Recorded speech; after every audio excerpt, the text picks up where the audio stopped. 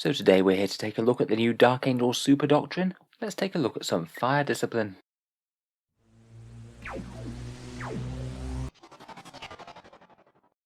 Hello and welcome back to Auspex Tactics, where today I just wanted to have a quick talk about this new doctrine available for the Dark Angels. It looks like it's going to be a bit of a departure from what they've had before. It was previewed in a Warhammer community article today, and they've actually shown off quite a few new rules for the Unforgiven.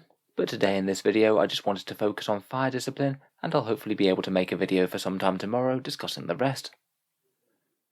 So as I'm sure most of you are aware by now, if you have an entire Space Marine army that comprises of just one chapter, as well as getting the combat doctrines, you also get an augmented combat doctrine, where your Marines just do a little bit better in one phase of the game. Things like the Imperial Fist's extra damage against vehicles and buildings and Devastator, or the Salamanders getting +1 to wound with Melter and Flamer weapons when they're in tactical doctrine. It is hinted that Dark Angels might be getting some tweaks to this format, as today Games Workshop has revealed a super doctrine called Fire Discipline, though kind of enigmatically they've only said that it's one part of the super doctrine, and I think from the way it's worded, we might have another part for both the Raven Wing and the Death Wing. It would be quite thematic for the Dark Angels, have one for the Green Wing, one for the Raven Wing, and one for the Death Wing.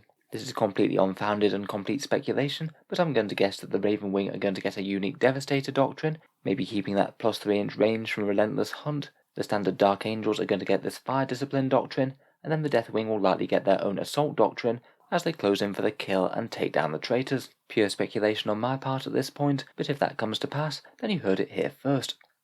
It does seem that army-wide +3 inches to hit in Devastator doctrine from Relentless Hunt is likely gone, though obviously we will have to wait and see if the other bits bring it back. But in the meantime, let's talk about this Fire Discipline rule. Fire Discipline applies when the tactical doctrine is active for your army, and infantry models from your army, excluding Deathwing models, can make attacks with rapid fire and assault weapons when they're within engagement range of the enemy unit. They basically get to shoot them very similarly to as if they had pistols, but it does decrease the accuracy when using them. They'll only be hitting on a 5+, rather than the more standard Space Marine 3+. Now quite a lot to unpack there. Firstly, it is only infantry models, so this won't be applying to Bikers in the Raven Wing or Dreadnoughts, and it also doesn't apply to Deathwing models, which is what makes me think that they're going to get something else of their own. To be honest, it is a bit of a shame that it doesn't apply to Deathwing, as Terminators with Stormbolters are kind of the epitome of the unit you want in the thick of the fray, and it would be really powerful to be able to fire those Stormbolters into melee, even if they did take an accuracy penalty. It is limited to the tactical doctrine as well, so it won't be the entire game through, and that ballistic skill penalty does mean that it's more appropriate and useful for some units than others. Obviously it's really nice for anything that was wanting to stay in close combat and had rapid fire and assault weapons. You've basically just gained a whole ton of free shooting, even if it isn't particularly accurate. I think it would be really nice on something like Primaris Aggressors with their Boltstorm Gauntlets or Flamestorm Gauntlets, in particular with things like Flamers, interestingly enough, because of course they don't roll to hit.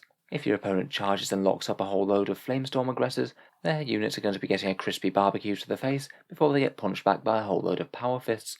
I think it could be quite interesting and quite powerful for units like Hellblasters as well. If your enemy makes contact with one of those units, they won't just have to fall back anymore. They can literally just stand and shoot in your own shooting phase, getting a fair few plasma hits and frying the enemy at close range.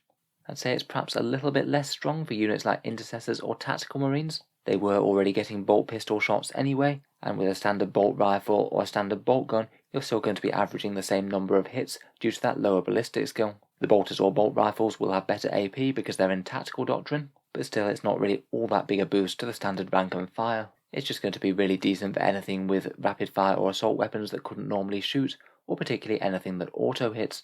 Potentially, if you really did want to bring the pain in close combat shooting, you might be able to combine it with something like a +1 to hit from a Chaplain or Chapter Master style rerolls, which will make a massive difference to the damage output.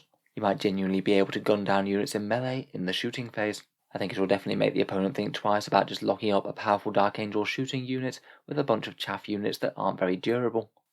I will say for all this though that this will have trade-offs. Personally, I feel that the pistol rules in 40k aren't particularly strong. They only ever come into effect in an ongoing combat, so that means that your opponent must have charged you, then not killed you, and also your unit must not have killed them in the ensuing combat. Only then will you actually be able to fire in melee at all. I admit it does come up fairly frequently, but it's not exactly something to build the entire game plan around. Say if you are fighting a more shooty foe and you're the one doing the charging, then they could just always fall back from you and you basically never get these in-combat shooting shots. Even if your opponent does charge you as well, say they do lock up your Hellblasters with one of their melee units, Sometimes I think it still will be the better option to fall back with said Hellblaster unit so you can focus that scary unit down with the entire rest of your army. If you stay in melee just to get say a few more plasma shots into them, that might well not be enough to kill them. They might just kill your Hellblasters in the fight phase anyway, and then you've got a scary unit in the middle of your lines ready to charge something else.